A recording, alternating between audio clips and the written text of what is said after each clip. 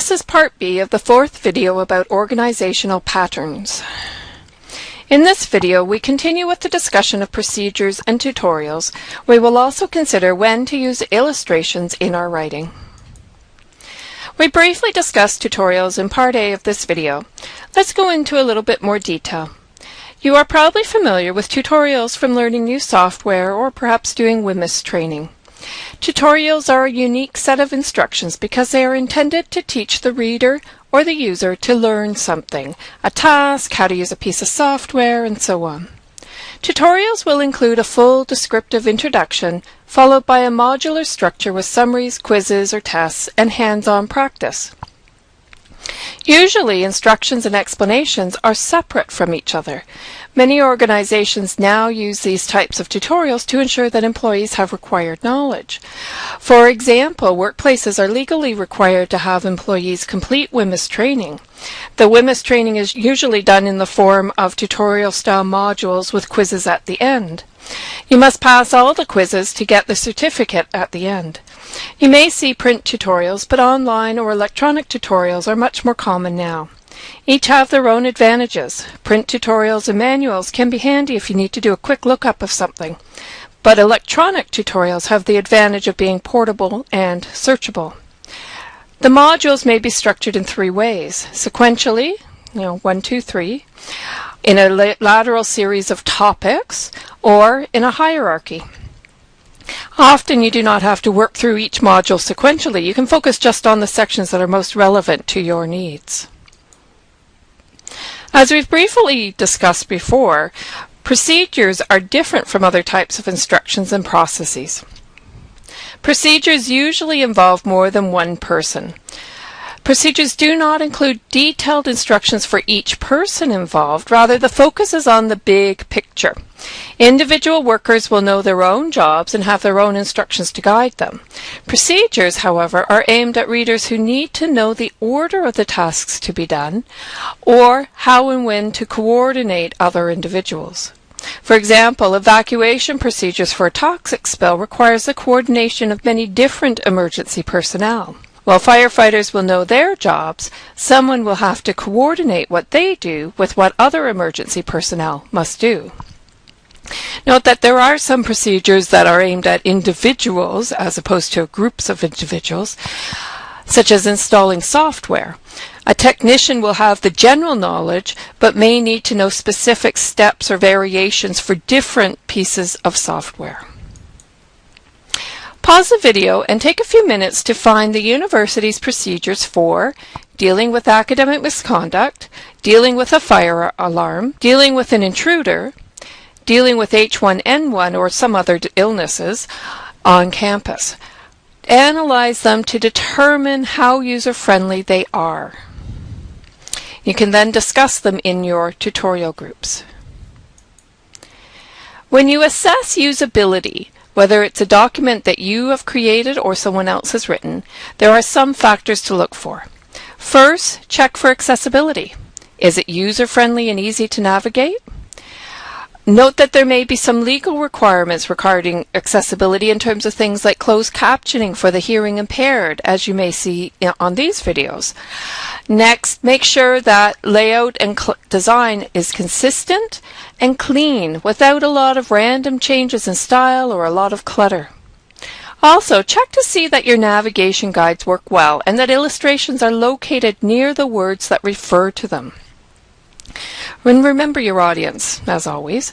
Are you meeting the user's needs? Is the text written at the correct level for the audience with the right amount of explanations and cautions? If you're writing instructions for children, they will be much different than if you're writing for a technician or a parent. Next, take a look at your organization. Is it logical for the purpose and user? The organization should match the structure and vice versa. Check for fog. Have you used clear phrases in plain English? Have you defined your terms and used illustrations that clarify your words? Is everything accurate and precise?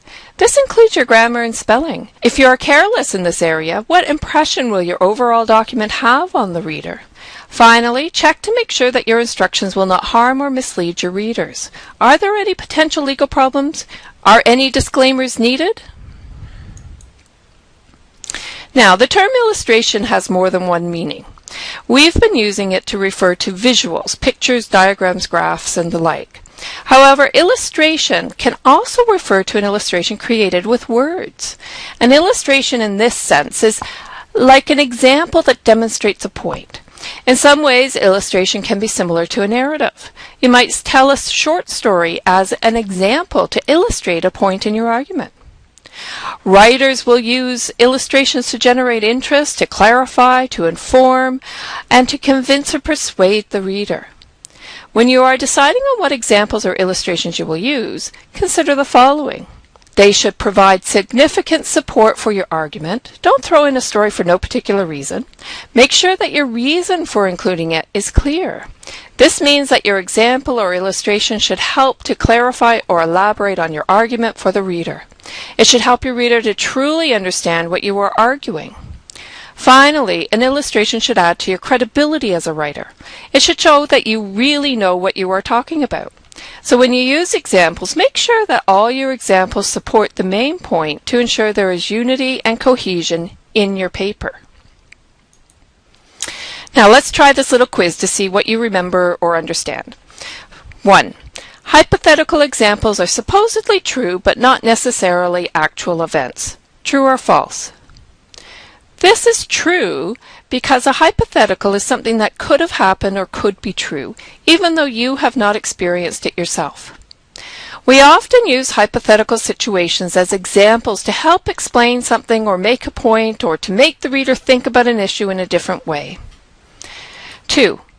Concrete concepts are often supported by abstract examples. True or false? This is false because it's reversed. It should be abstract concepts are often supported by concrete examples. You can think here of the concept of freedom, which could be illustrated by examples about losing freedom when one is in prison or something similar. 3. A paper of illustration should have a main point that unifies all the examples. True or false? This is true because every paper you write must have a main point and must be unified. 4. Illustration is seldom blended with another writing strategy. True or false? This is false. Good writers will blend different techniques whenever appropriate. And finally, 5. Explaining a traffic problem would require more examples than explaining a political trend. True or false? This is false since traffic problems are more concrete and specific than political trends. Arguing about abstract concepts like political trends usually need very clear concrete examples in order to be persuasive. When you use examples, you must be very clear about why you are using those particular examples. You can be clear by ensuring that each and every example is linked to the main point. You also need to provide an explanation either before or after the example is presented. You can explain how the example relates to the thesis by weaving example with explanation. Always remember that your reader can only understand your point if you tell them so clearly. Always explain your examples as you write about them. Don't just plop them in without any context or explanation. In this video, we continued with organizational patterns, focusing on tutorials, procedures, and illustrations or examples.